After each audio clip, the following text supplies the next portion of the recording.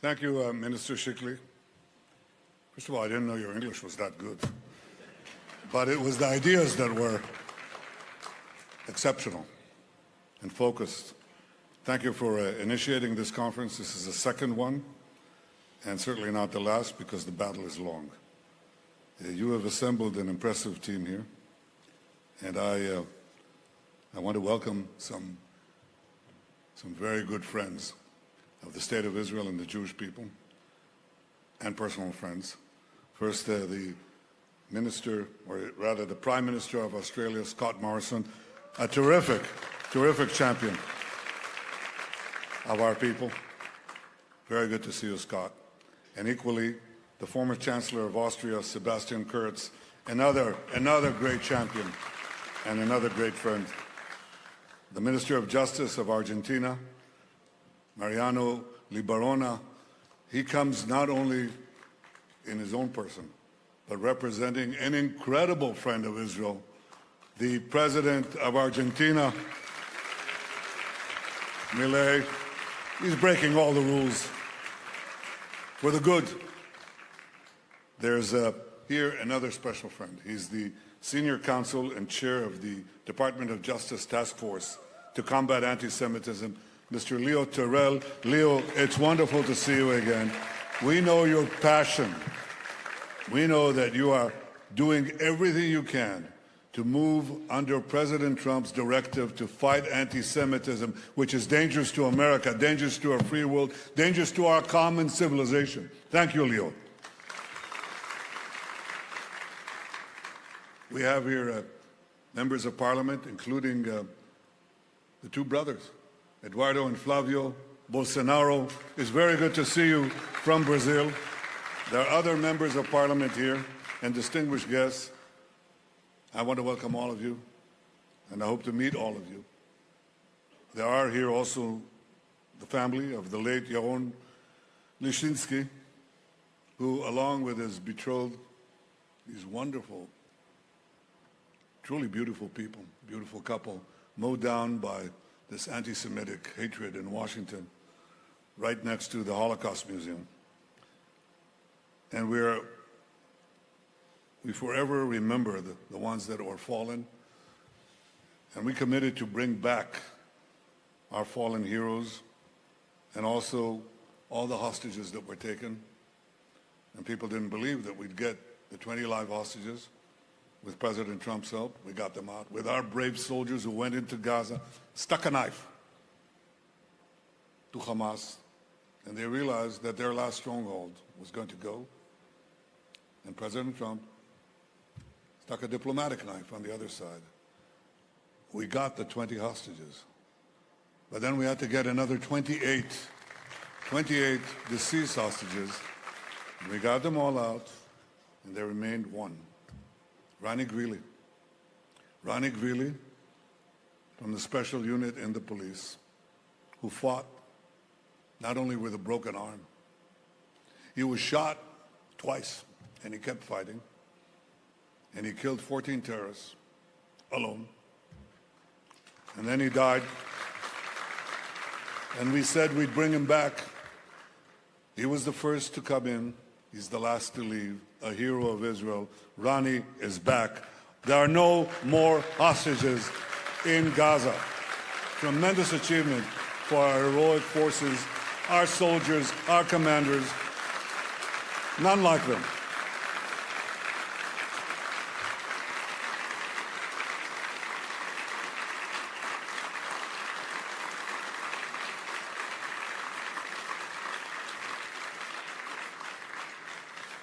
Over 20 years ago, I was finance minister of Israel. I was invited to a university in Holland. It's a very good university. It had focus on business, and they were giving this economic man of the year award. For some reason, they chose me, so I went there. There were about 1,000 Dutch students. Shortest one was 6'6". Young guys. And I gave my talk. I talked about the free market reforms that we did here. And Then came the question and answers. And the first one rises, and he says, Prime Minister, what can we do about the Muslim minority in Holland? And I said, I dodged it, Wanted to talk about reforms, economic reforms. Okay? Second one rises. Prime Minister, you didn't answer the question. What can we do about the Muslim minority in Holland? And I dodged that question. And so it went on. And after this session ends, I walk out with these two young Dutch students, 21, 22 years old. And I asked them, why did they ask me about this? And they said, Prime Minister, we are the most liberal country on the planet. We accept everyone, black, white, yellow, brown, green, any color, any faith, gays, straights, transvestites, anything. But in this minority, there's a radical fringe, and it's different because we want to accept them, but they don't accept us. They want to impose Sharia law on us. They want to eradicate Holland as we know it. This is over 20 years ago. These young kids. And what they said was something prescient. They could see that our common, free, democratic civilization is under threat. And it's since been invaded. Every country in Western Europe and in America. It's being invaded not by people of a different color, a different race, a different faith. That's not the point. It's people with a focused ideology. And the ideology is to destroy the West. And for this purpose, they've made common cause with the most ultra anti-Western progressives, and they have united. And they supposedly should disagree on everything, but they don't, because they want to destroy the West as we know it. And they agree on one thing. What is the thing that they agree on? World War Jew. To conduct a world war, first against the Jews and against the Jewish state. And for the radical Muslims, they are right, because there would be no West in the Middle East if the Jewish state is eradicated. There would be no obstacle for the further invasion of Europe if the Jewish state doesn't exist. And it also appeals to their internal hatred of the Jews, which has common roots with anti-Semitism over the centuries. What are those roots? Well, it's a very ancient disease, and anti-Semitism as a creed, not racism. Racism exists for all times. There's xenophobia and violent xenophobia throughout history. That's not what anti-Semitism is. Anti-Semitism began as a creed 2,500 years ago, 500 years before the birth of Christianity, with an ideological attack against the Jews, which is different. And it basically it kept on morphing, changed the reason why the Jews were hated. But I'll tell you why they were hated in the diaspora. Because they had two qualities that, when fused together, made them very, very vulnerable. The first thing is they were prominent. The Jews were prominent in every society. After we lost our land, we were spread through the far corners of the earth. And in these distant lands, we were prominent. And when you're prominent, you raise a human passion that is all too well known. It's called envy. But when you fuse envy with vulnerability, when you're weak and you cannot defend yourself, and this happens when there are societal changes, the combination of being prominent and weak is the deadly serum of anti-Semitism. And that's why the Jews, throughout the ages, again, elicited attacks again and again and again. And these attacks were always preceded by the most virulent vilifications. What did they not say about us? You're familiar with what they said about us in medieval times, that we were poisoning the wells, that we were spreading vermin, that we were slaughtering Christian children for their blood to bake matzos in Pesach. You know all that. This was preceded by similar vilifications, even in classical Hellenistic times, right around here, communities around here. And it was carried into the modern times, into basically the same charges, culminating always these vilifications in murder, in massacres, in expulsions, until we reached the greatest massacre of them all in the Holocaust. The Nazis spread this vilification and then proceeded to murder us. And there was very little we could do. That has not changed. Anti-Semitism took a respite for a few decades. You couldn't really do that in polite society. But it raised its head again. And of course, most prominently after October 7th, when the disease spread again, the virus spread throughout the world. Why is it important? There was a great writer in the late 19th century. His name was Israel Zangwill. You don't know him, but if you lived in England in the 19th century, you read his books or saw his play, The Children of the Ghetto. He was a great, great writer. And he became Theodore Herzl's great supporter in Britain and brought him to Britain. And Zangwill had a saying. He said, obsta principi, that's in Latin. My Latin isn't that good. But what it said was, what he meant by that is oppose bad things when they're small. Oppose bad things when they're small. Don't let bad things, don't let evil things grow and grow and grow, because it will be impossible to fight them or much more costly to do so. This is what we are facing today. Anti-Semitism is pure evil. Anybody in his right mind understands that.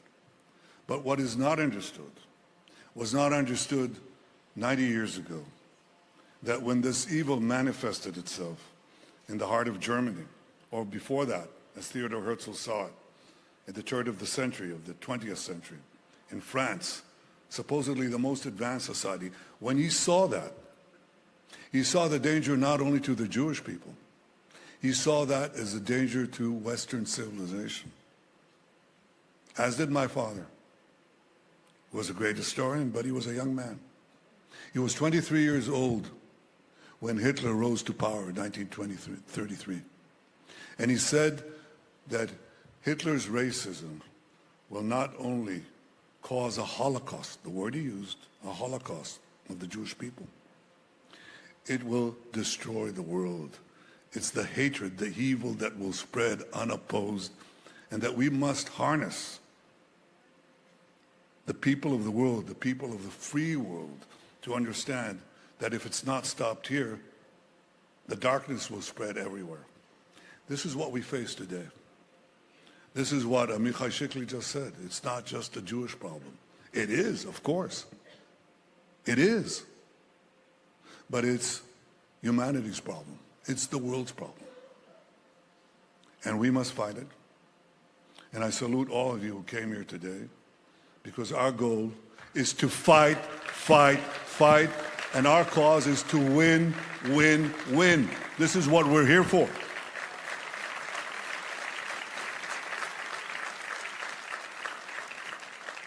And we must do so because if the invasion of militant Islam, radical Islam, continues, our free societies are in peril, our world is in peril.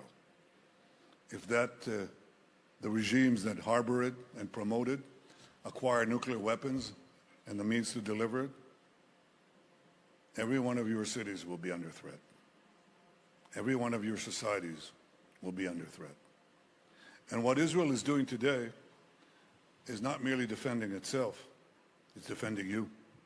It's defending all of you. And I'll tell you what the difference is. The difference is that in our centuries of exile, we could do nothing against these vilifications except flee because we could not fight. We didn't have a state. We didn't have an army. We had no weapons. We lived in societies that outlawed our ability to even defend ourselves or hold a weapon. So we were led to the slaughter. But this is the change that we have brought to Jewish history. We now have a state. We have an army second to none. We have soldiers. We have young men and women who are willing to fight, who are willing to die to defend our people and defend our future. Heroes like no other. And this change is something that makes all the difference, because they can vilify us, but they can't destroy us. We're in the process of blocking the Iranian Shiite radical axis. There's another one. It's the Muslim Brotherhood, the radical Sunni axis. We'll defend ourselves, but will the West defend itself? This is what we're here to discuss. This is what we're here to promote. And we know that this poison has now penetrated mainstream media, all global institutions, all governments that are faced often with Islamist constituencies and their leaders. Unlike the leaders that I mentioned before, they do not take a stand. They cower. They fall back. And of course, it's most prevalent in the social media. This is the new battlefield. And this is where we must counter with our own weapons. We're late in the game, but we will win this battle too, as we won on the battlefield, because we are developing the means to fight this. Not with cavalry against F-35s, with F-40s against F-35s. This is the next thing. I urge you, all of you, not merely to bemoan our problems. I urge you first to understand that we're joined in battle. And it's as important for us to muster our courage, our creativity, our willingness to fight. It's the most important thing. In battle, the most important thing is tenacity, the willingness to fight. There are many other things that are important, but this is first. If you have that, you don't have that, you have nothing. So I want to address myself first to young Jews everywhere, but especially to young Jews facing intimidations on campuses and city centers. I say to them,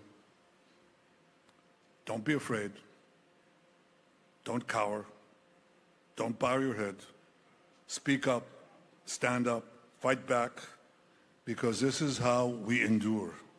We fight and fight and fight. And to the leaders in this hall and to the world,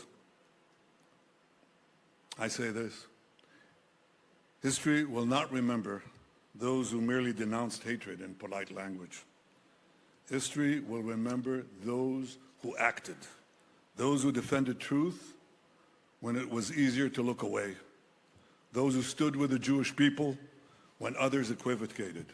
Because when you stand with us, you stand with yourself. You must come out and you must speak very clearly, and you must declare, no more anti-Semitism, not here, not now, not anywhere. Not on the right, not on the left. And let us fight the lies with truth, because lies are the foundation of anti-Semitism. Truth is the antidote. May the light of truth shine from Jerusalem, and may we meet again next year in the third conference in a better, brighter, and more truthful world. Remember, if we fight, we win, and we shall win. Thank you.